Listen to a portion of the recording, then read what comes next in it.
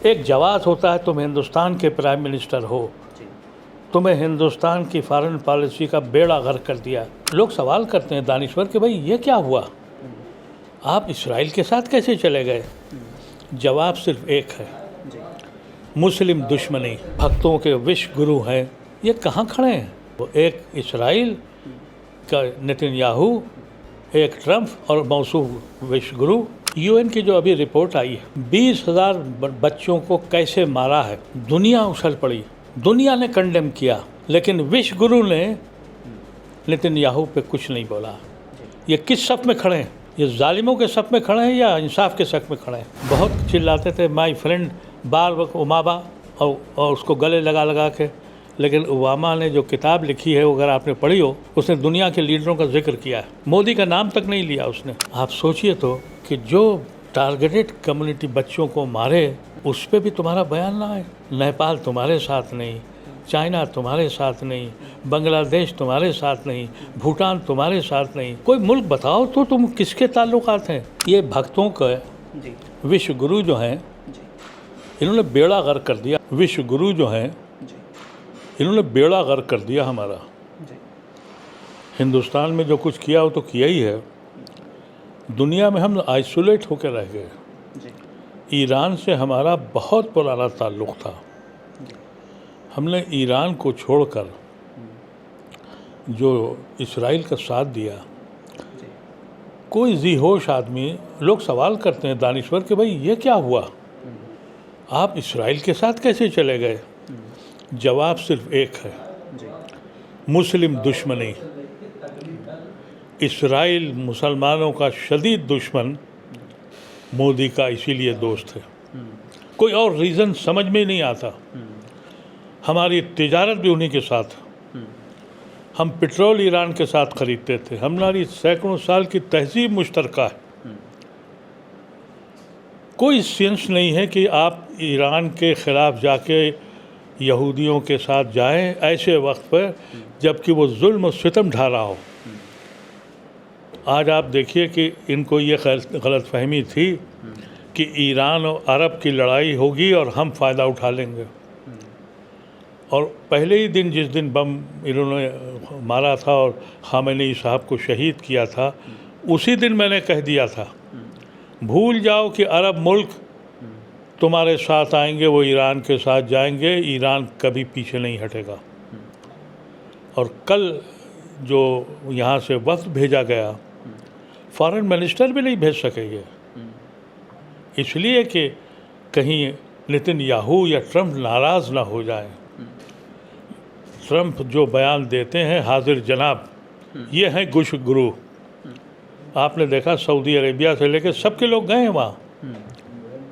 आप समझते हैं कि खलीज में कोई मुस्लिम कंट्री ईरान के ख़िलाफ़ अब जाएगा? पहले तो ये धोखा बना हुआ था कि साहब ये ईरान को हम गिरा लेंगे, अटैक भी करवा दिए, सब कुछ कर दिया। इसराइल का सिर्फ एक मकसद था कि गल्फ़ के कंट्रीज़ में जो दौलत के अंबार जमा हो गए वो ख़त्म कर दिए जाए। उसमें बहुत कुछ वो कामयाब भी है और कामयाब होगा भी।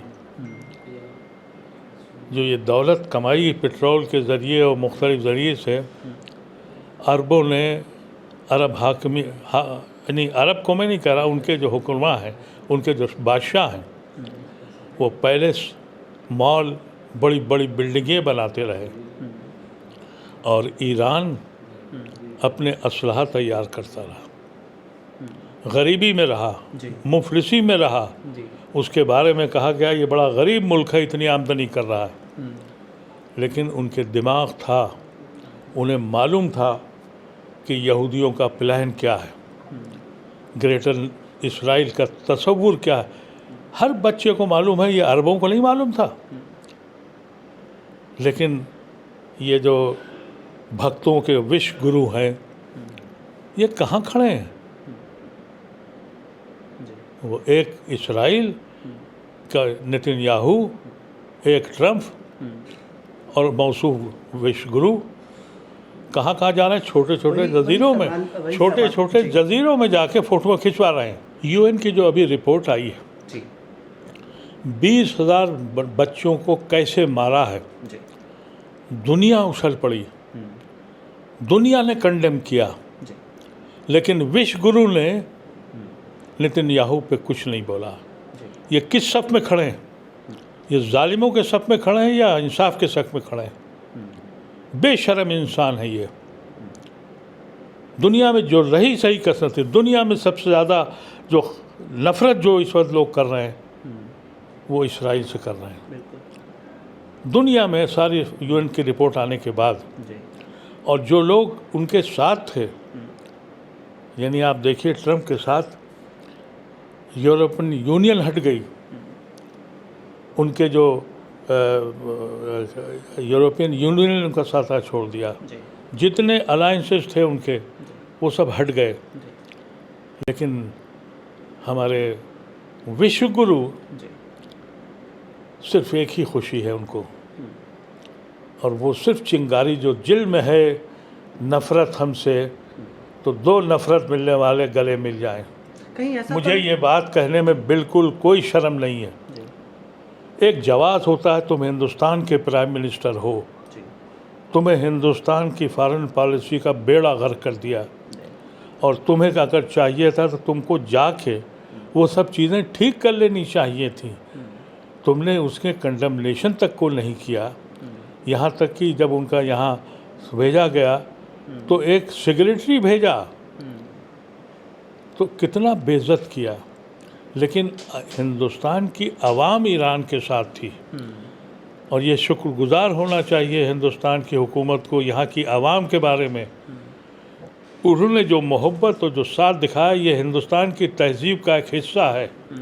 हिंदुस्तान की तहज़ीब टॉलरेंस पर है। सारे वाशिंगटन से होते हैं, लेकिन कि ये समझ में नहीं आ रहा है 2 साल के बाद जब ट्रंप चले जाएंगे, ट्रंप की अपनी पॉपुलरिटी वहाँ 26% रह गई, तो क्या जो डेमोक्रेट्स उनको भी जाके ये झप्पी लगाएंगे?